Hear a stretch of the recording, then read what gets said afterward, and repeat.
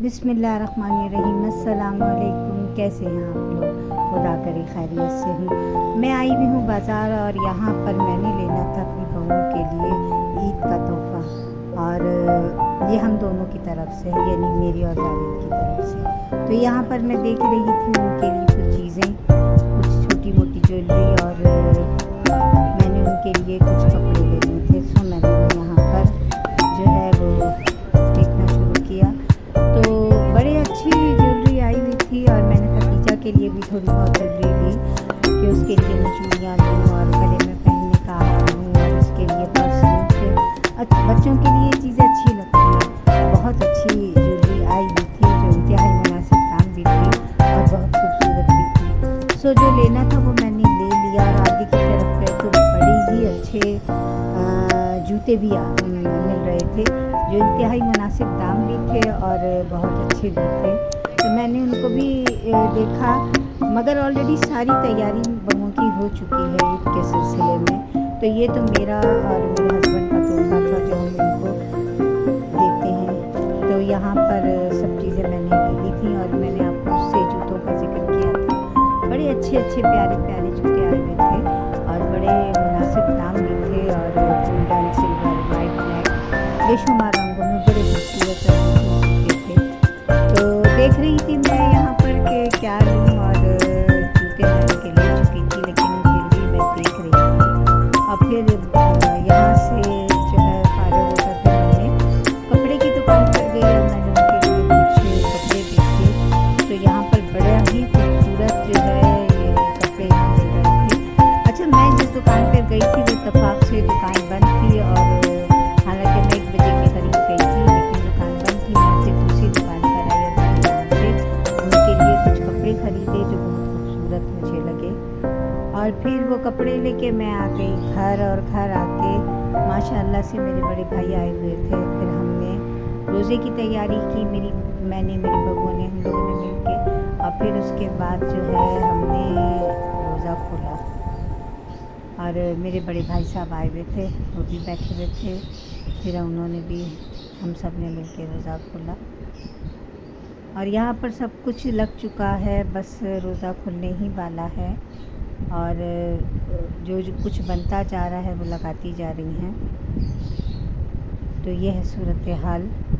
और यहाँ पर बस अफ्तार होने ही वाला है, और हम यहाँ बैठ के बातें कर रहे थे और दुआ भी पढ़ रहे थे। 25वीं रात के सिलसिले में बात हो रही थी कि कितनी अच्छी रात गुजरी है वो। अल्हम्दुलिल्लाह थोड़ा सा वक्त मिल गया था मुझे, और मैंने जो टूटी फूटी इबादत की अल्लाह कबूल व मंजूर फरमाए।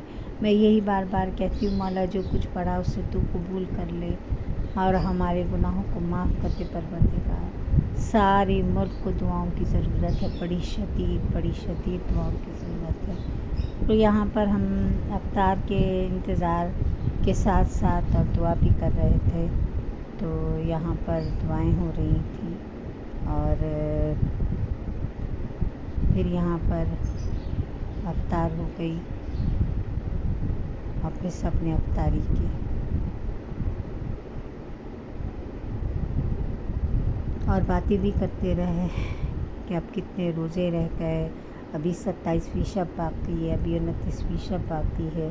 और अल्लाह ताला थोड़ी सी इबादत जो रह गई है ख़ास तौर पर ताक़रातों की, अल्लाह ताला वो भी हमें जो है वो करने की तौफ़ीक़ अता फ़रमाए, और हम जो है वो इबादत भी कर सकें। तो यहाँ पर ये तमाम सब कुछ लग चुका है। बड़े भाई साहब आए हुए बैठे हैं, और यहाँ पर तमाम लोग बैठ चुके हैं, और अफ्तार भी हो चुकी है, सब रोज़ा खोल रहे हैं, और बातें भी हो रही हैं साथ साथ।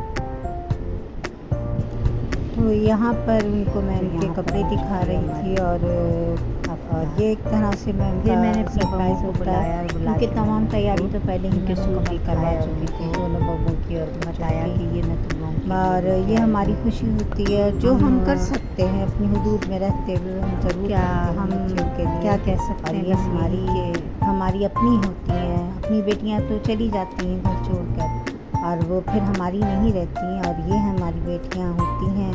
और जिस तरह से ये हमारा ख्याल करती हैं उतना ही हमें भी इनका ख्याल रखना चाहिए। جو کر سکتے ہیں اور جیسے بھی کر سکتے ہیں ضرور کرنا چاہیے۔ تو یہاں پر میں نے اپنی دونوں بہوؤں کو ان کے سوٹ دیے، ختیجہ کی جو چیزیں لے کے آئی تھی ان کو دکھائیں، اور ختیجہ نے تو پرس پہ قبضہ ہی کر لیا، اور وہ کسی طرح دینے کو تیار نہیں تھی کہ میں تو اب بھی پہنوں گی۔ بڑی مشکل سے راضی کیا کہ ارے بھائی یہ عید کے دن پہننا، عید کو اچھا لگے گا۔